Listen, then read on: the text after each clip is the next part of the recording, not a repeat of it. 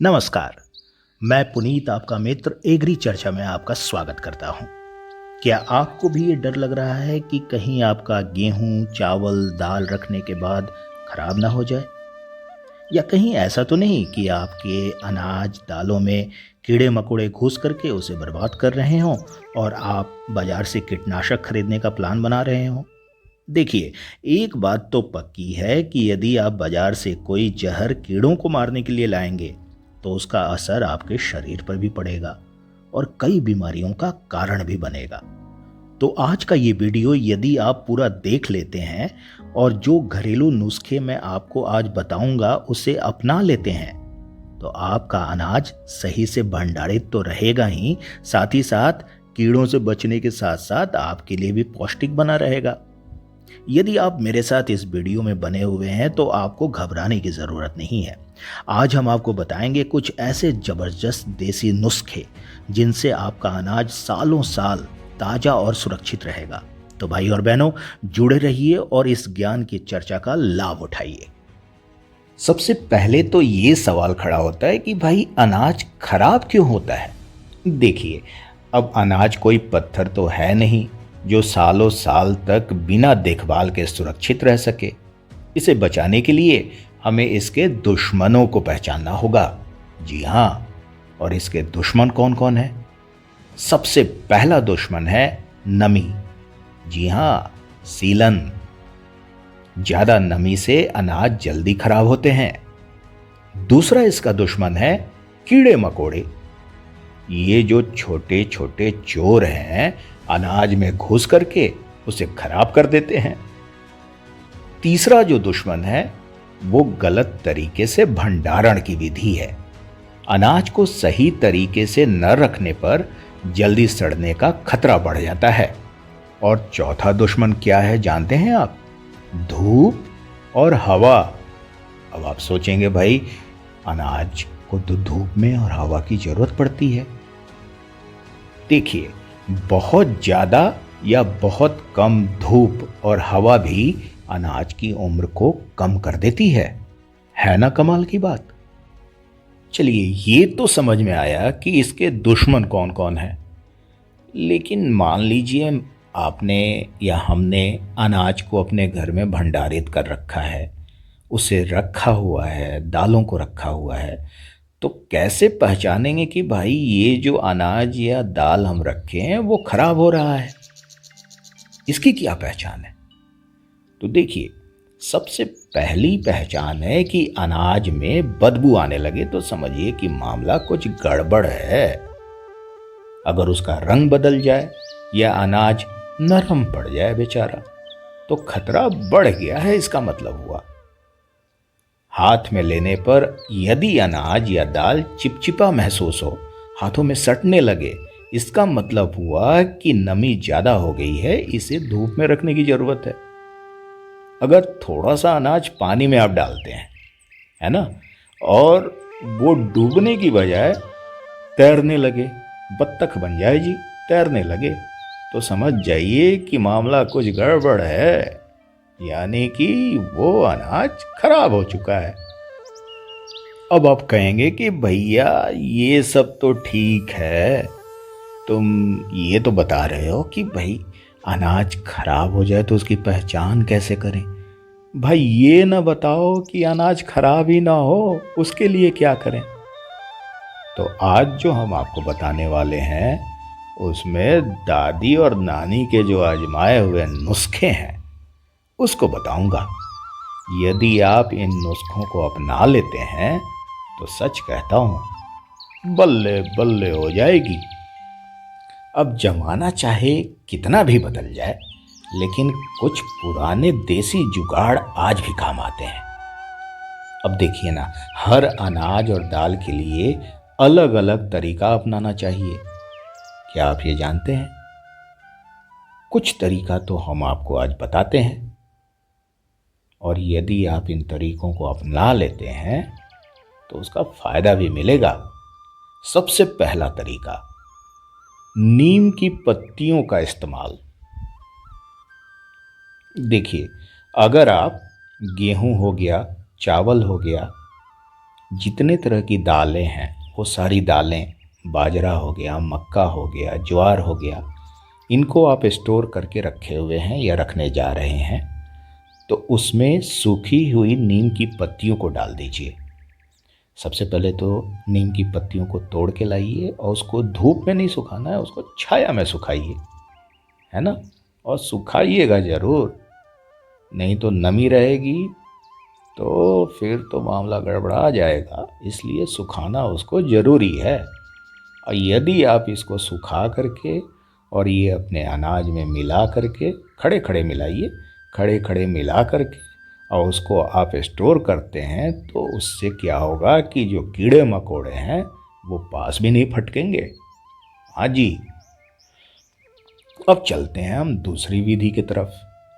दूसरी विधि जो है वो धूप दिखाना है।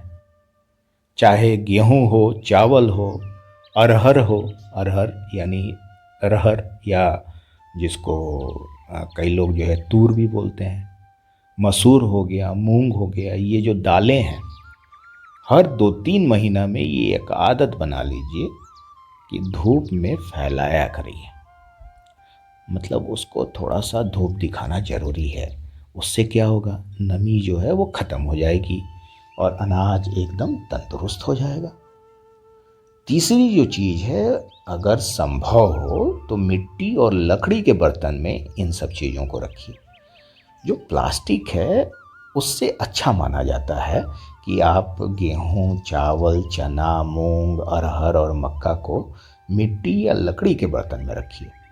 इससे क्या होता है कि जो मिट्टी और लकड़ी का बर्तन होता है वो नमी को सोख लेता है, जिससे क्या होगा, नमी दूर हो जाएगी और अनाज जो है सालों तक अच्छा बना रहेगा। एक और तरीका बताता हूँ। देखिए, आप हल्दी पाउडर, जी हाँ वही हल्दी पाउडर, मसाला। हल्दी का जादू सिर्फ शरीर पर नहीं, अनाज पर भी काम करता है।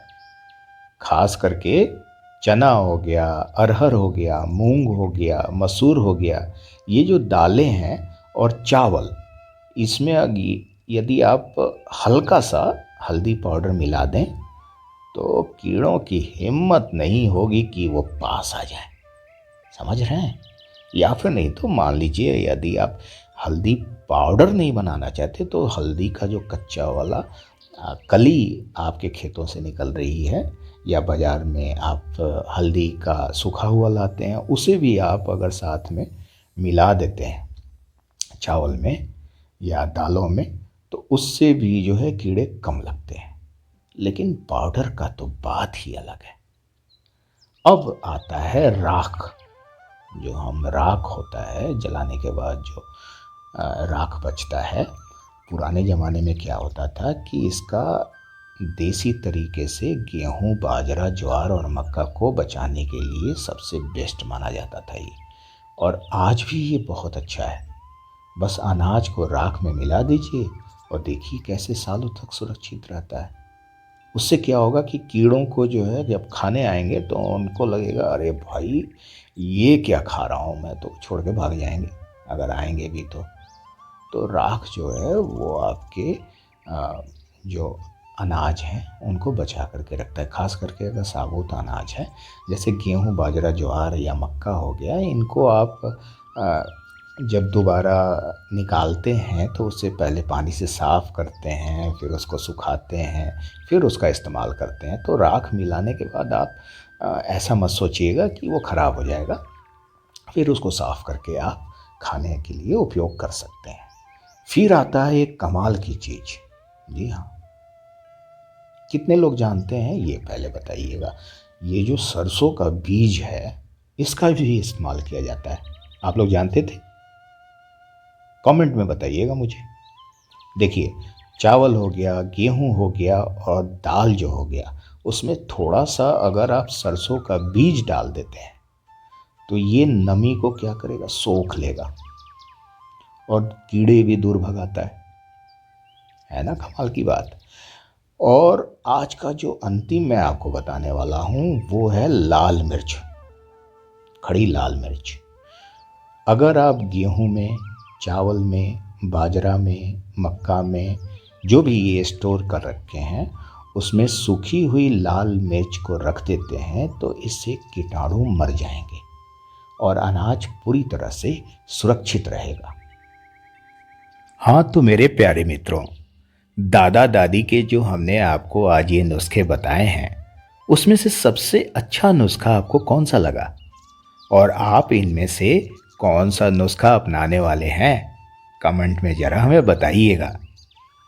मित्रों, हम अभी अपना YouTube चैनल शुरू ही किए हैं तो आपसे निवेदन है कि यदि आपको मेरा ये वीडियो पसंद आया हो तो मेरे इस चैनल को सब्सक्राइब ज़रूर कर लीजिएगा। साथ ही साथ जो नोटिफिकेशन का बेल है ना उसे भी दबा दीजिएगा। अपने से जुड़े हुए सभी किसानों को, अपने मित्रों को हमारा ये वीडियो साझा जरूर कीजिएगा ताकि आपके साथ साथ उन्हें भी लाभ मिले। और हाँ, दादी के नुस्खों के बाद अनाज रखने के और भी तरीकों को मैं आपको अगले वीडियो में साझा करूंगा, तो मेरा वीडियो देखना ना भूलिएगा। जाने से पहले मैं आपसे एक प्रश्न भी पूछना चाहूँगा। इसका जवाब आप कमेंट बॉक्स में लिख करके दे सकते हैं। प्रश्न है कि आलू के पौधे में जो हम आलू खाते हैं वह आलू का कौन सा हिस्सा होता है? विकल्प है, पहला तना यानी स्टेम, दूसरा जड़ यानी रूट, तीसरा फल यानी फ्रूट या चौथा फूल यानी फ्लावर। जो भी मित्र इसका सही जवाब देंगे उनके कमेंट को मैं लाइक कर दूंगा ताकि दूसरों को भी सही जवाब का पता चल सके। तो मिलते हैं अगले वीडियो में अनाज भंडारण से जुड़े कुछ और आधुनिक नुस्खों के साथ। तब तक के लिए अपने दोस्त पुनीत को दीजिए विदा। नमस्कार।